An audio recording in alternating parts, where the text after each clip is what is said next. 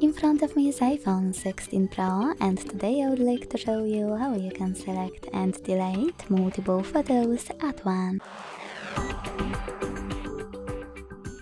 Begin by launching Photos app and selecting one of your folders from which you want to delete your photos. Then hit select at the top right corner.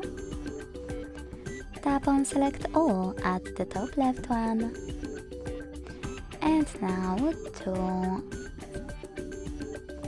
I will scroll down to show you better.